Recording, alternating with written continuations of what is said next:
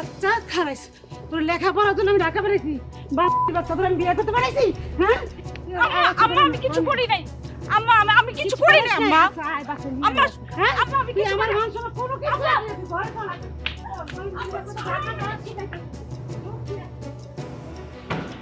বাচ্চা তোর লেখাপড়ার জন্য ঢাকা শুরু করে তোর আমি ভেঙে রাখতে লাগে এই লেগে রাখতে না হ্যাঁ ছেড়ে দাও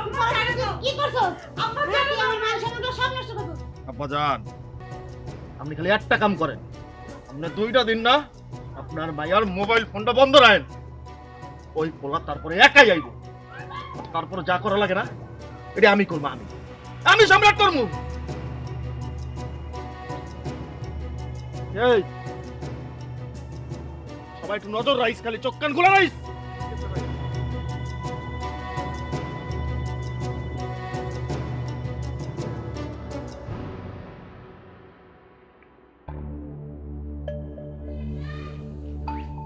মানে 20টা বছর হয়েছে 20টা বছর আমি তোমার অপেক্ষায় আছি শুধু তোমার অপেক্ষায় আছি তুমি কেমনে কেমনে সম্ভব এটা হ্যাঁ তুমি আমারে সবসময় কইছো সবসময় আমি পড়াশোনা করি মানা করি নাই নিজের ভাই কারামু মানা করি নাই দিছি ঠিক আছে যাক যাক কিন্তু গেছো কি করছো হ্যাঁ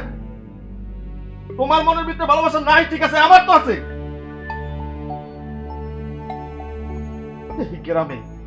কোন মানুষ জানে না তুমি আমার বউ প্রত্যেকটা মানুষ জানে আমার সম্মান আছে আমার নিজের বাপ নাই তোমার বাপ রে তোমার মা রে নিজের বাপ মা মনে করে আমার বাপ মারা গেছে আমার বাপ যখন মারা গেছে তখন তোমারও তো বউ বানাই গেছে না ওই বাপের কসম তুমি যদি আমার বউ হও তাহলে আমারই বউ শুধু তুমি আমার না তুমি আর কারণ না একটা কথা আমি তোমার বলবো যেটি করছো এটি অতীত কিন্তু ভবিষ্যৎ হইব না কখনো না যদি তুমি আজকের পরে ওই পোলার লগে কোনোদিন কোনো যোগাযোগ করছো খোদার কসম মেঘলা আমি তোমারে কাইটা খুশি খুশি কইরা গাঙ্গে বাসায় দেবো আর এটা আমার শেষ কথা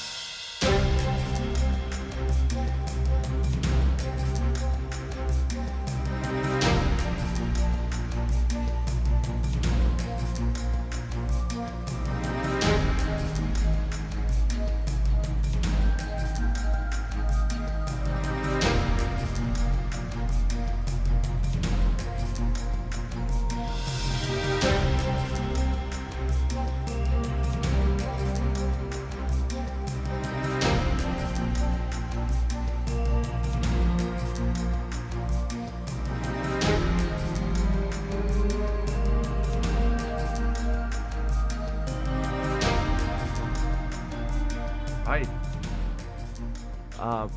এই এলাকার মেঘলাকে চিনেন ওদের বাড়িটা কোথায় বলতে পারেন করেন সামনে জি জি হ্যাঁ হ্যাঁ ওই চোদা গিয়া ডানে থ্যাংক ইউ ভাই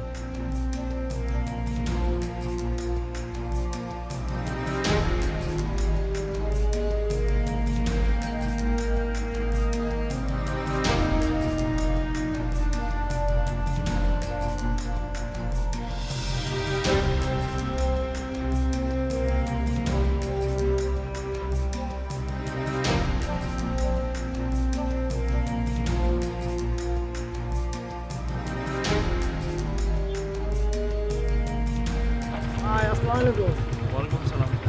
ভাই নাকি মেঘলা বুদের বাসা খুঁজতেছেন? হ্যাঁ হ্যাঁ মেঘলাদের বাসা খুঁজছিলাম আপনারা চেনেন জি চিনি।